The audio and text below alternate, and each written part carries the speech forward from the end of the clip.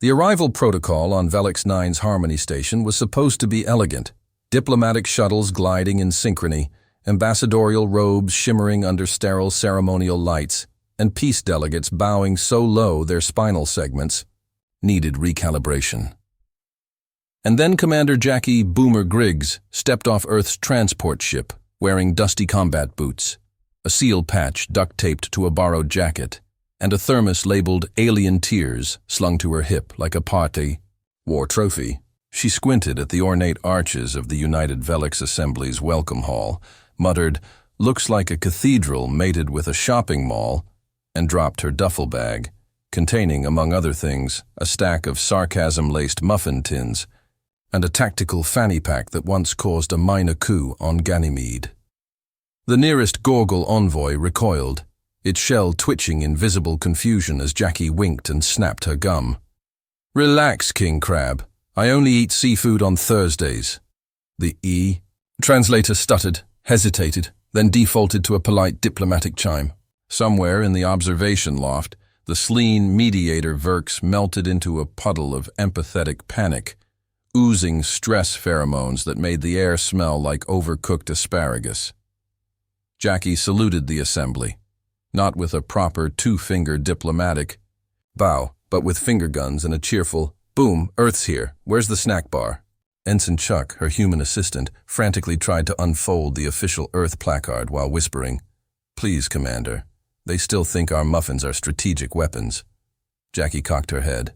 "They're not?" The Pivark, nobles, twitching their antennae in synchronized horror, whispered among themselves. Her tattoo, a swirling black-inked spiral along her neck, flickered faintly as Ambassador Trellip of the Gorgle lied through his mandibles about welcoming Earth's contribution. The ink pulsed like a warning flare. Jackie caught the twitch, gave a mock gasp, and announced, "My SAS detector says otherwise, Trellip. Try again with 30% less condescension." The Gorgle bristled. "Your arrival was unanticipated." "So was the sequel to Cats," Jackie shot back. "We all suffer." And so it began. Within an hour, she'd turned the sacred debate table into a snack bar, laid out muffins labeled "Peace," "Maybe," "Try Not Lying," and "Quantum Banana," and redefined the term cross-cultural exchange by offering a Gorgle delegate a protein bar shaped like a middle finger. A debate on Arcadian fringe skirmishes devolved when she asked if the term neutral zone meant area where you suck equally on all sides. Verks wept. Trellip short-circuited his translation collar. Chuck attempted a formal apology, only to be interrupted by Jackie holding up a muffin and declaring, "This contains more Earth history than your entire archives. Eat with caution." By the end of the first day, Jackie had refused the ceremonial cloak. "It smells like smug regret," confused the high priest of the Pivark by responding to a welcome chant with a karaoke rendition of "Highway to Hell," and demanded a seat with a view of any escape route in case of emotional collapse. The assembly tried, bless them. They issued a formal protocol warning. Jackie used it as a coaster for her tea, which she described as infused with disappointment and just a hint of ancestral trauma. Her opening statement to the Velix Assembly, when finally forced to give one, was 3 words: "Diplomacy is overrated." When silence fell like a collapsed black hole, she added cheerfully, "But I brought muffins." She slid one toward Trellip. It glowed faintly. He passed out. Chuck reached for a panic buzzer hidden in his pocket. Jackie just leaned back, folded her arms behind her head, and whispered, "One down. How many species left to confuse?" And that was just the welcome ceremony. The second day began with a diplomatic emergency and ended with an impromptu karaoke night, 2 accidental cults, and a sleek ambassador demanding emotional asylum. Commander Jackie Boomer Griggs emerged from her assigned quarters, wearing a robe she'd found in the ceremonial dressing chamber, which she promptly cut into a sleeveless vest and paired with camo pants. On her chest, she'd scrawled, "Fun Minister," in what looked suspiciously like emergency flares. Chuck followed behind with a portable defibrillator, muttering, in case of public relations cardiac arrest, while sweating through his pressed diplomatic blues. The Velix assembly chamber, now permanently smelling of Earth-grade banana muffins and confusion, greeted her arrival with barely contained dread. Jackie smiled like a wolf in a vegan petting zoo. "Good morning, crustaceans and chaos muffins. Who's ready for some emotionally destabilizing pastries and passive-aggressive bonding exercises?" No one answered. She took it as permission. She plopped a tray of muffins onto the central council slab and labeled them, "Eat me if you've lied today." The tattoo on her neck flickered like a faulty star lamp every time someone opened their mandibles to speak. Within minutes, the muffins were triggering what historians would later refer to as the Symposium of Sudden Honesty. A Gorgul assistant confessed to embezzling ceremonial glitter. A Pivark diplomat sobbed about never being hugged as a larva. And poor Verks, the Sleen empathy delegate, exploded into a gooey puddle after licking a muffin and experiencing what he described as 8 centuries of Terran war memories in half a snack. Jackie offered him a juice box and a pat on the gelatin. "That one had extra Dunkirk," she explained.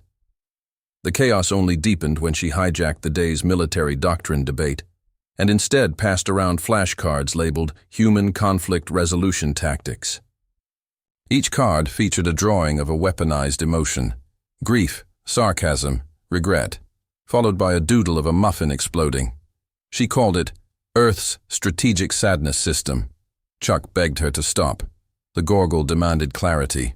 Jackie responded by reading Earth's war history in the tone of a bedtime story, complete with commentary like, "And this little nation tried to invade us, bless its heart, so we spanked it and sent it home with a cookie." Half the Pivark delegation began sketching her face on their tablets with reverence. One even whispered, "She speaks in suffering songs."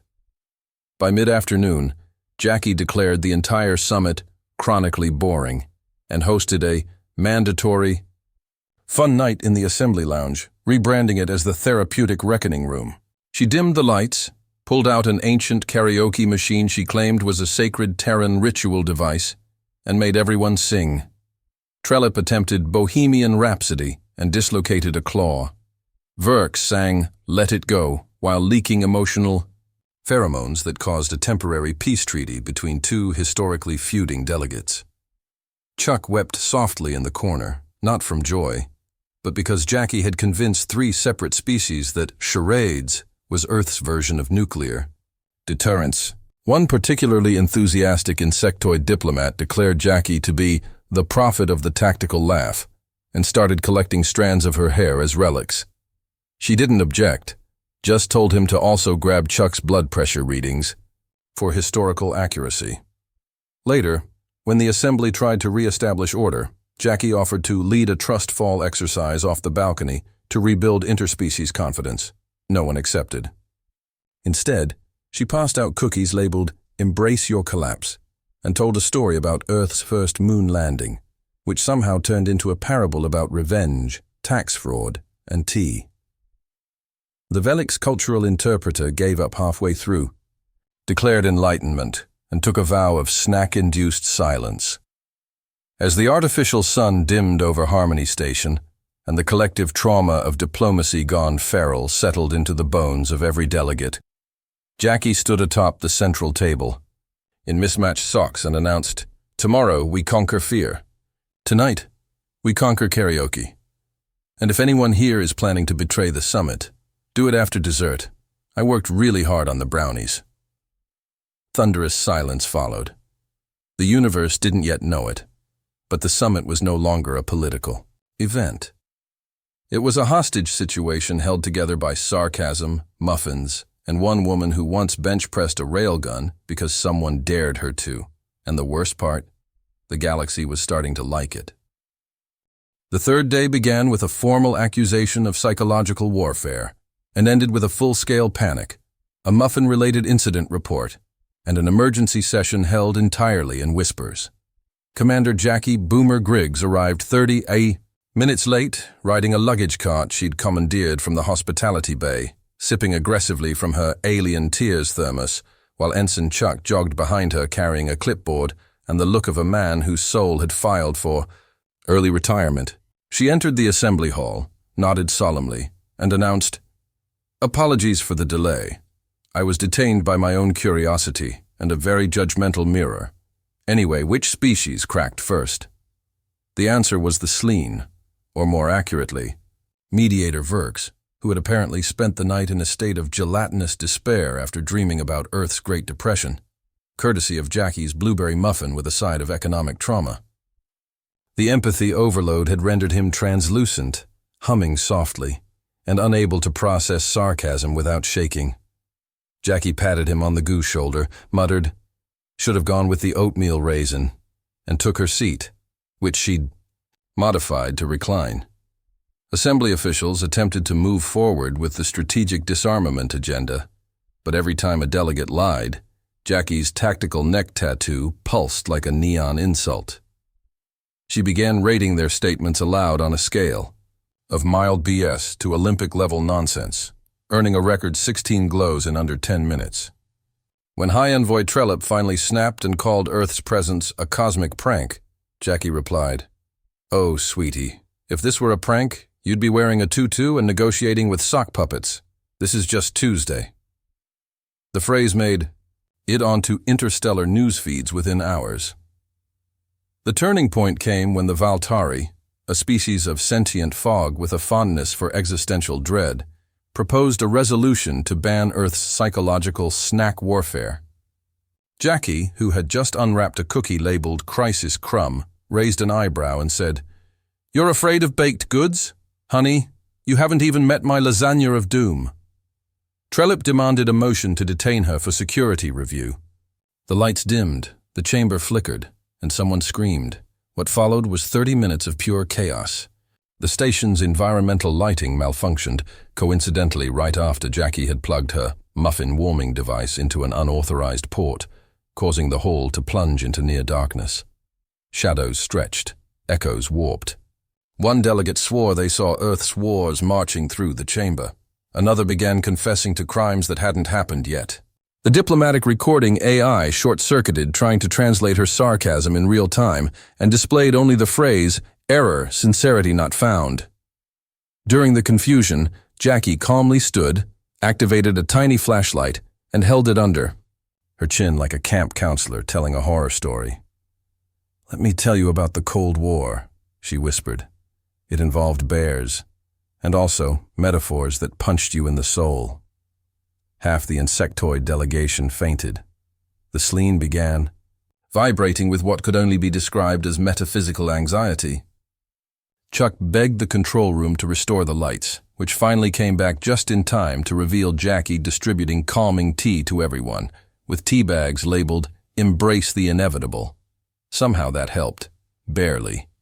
But it was enough for the assembly to call an emergency recalibration session, where everyone spoke only in soft tones and none dared look Jackie in the eye. She attended with sunglasses, a neck pillow, and a muffin in the shape of the Velix crest. "I call this one diplomatic immunity," she said. "It's gluten-free but emotionally aggressive." No one touched it. The Gorgles submitted a formal complaint that Earth's delegate was conducting covert emotional operations. Jackie responded with a PowerPoint titled, "Weaponized Empathy and You, a Beginner's Guide to Not Crying in Front of a Seal."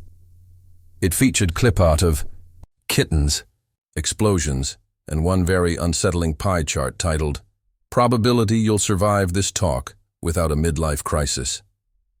At some point, the assembly tried to question her about Earth's actual demands. Jackie shrugged. "We're here for good trade, less war, and maybe to destabilize any empire dumb enough to take itself too seriously." Then she smiled. "Also, we want council status, or more cookies, whichever comes first." The assembly recessed in complete disarray, delegations unsure whether Earth had just issued a demand, a threat, or a recipe. Verk sobbed quietly into his gelatin. Trellip sharpened his mandibles. Chuck updated the Earth status report with Day 3. Fear installed. Muffins working as intended. The only thing certain now was this. No one wanted to see what Jackie would bring for breakfast on day 4. The final day of the Galactic Harmony Summit dawned with dread and the scent of cinnamon. Commander Jackie Boomer Griggs strode into the grand chamber wearing her full Navy SEAL dress uniform, medals gleaming, combat boots polished to a rebellious shine, and a bright white bib secured over her chest that read in bold black lettering, "I came for diplomacy, stayed for the snacks." Behind her, Ensign Chuck carried a portable cart stacked with muffins, cookies, laminated one-liners, and an unauthorized Earth flag she'd drawn herself in marker. An eagle flipping the bird over a planet made of donuts. The chamber, once a place of stoic ritual, was now more akin to a waiting room for cosmic anxiety. Delegates flinched as Jackie passed. The Gorgle lowered their antennae in a defensive posture. The Pivarch wore ceremonial blindfolds, claiming her presence caused ideological vertigo, and the Sleen simply shimmered in a puddle of spiritual surrender. Jackie took her time climbing the dais, pausing midway to compliment the floral arrangements. Lovely. They look like something that regrets its life choices. And finally turned to face the entire assembly with her arms crossed and one foot resting on the council's sacred orb, which was, according to Velic's law, not to be touched except during declarations of war, peace, or divine enlightenment. Jackie, of course, had declared none of the above. She began her address without fanfare.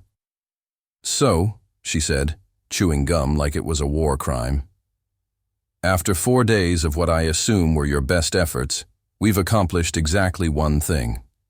I now have fan mail from 3 separate cults, and one of you tried to assassinate me using a muffin. Honestly, I'm flattered." She pulled the aforementioned muffin from her pocket, moldy, half-bitten, and wearing a tiny flag labeled "Surrender" or "Choke." She tossed it to Trellip, who caught it with a horrified expression and held it like it might detonate.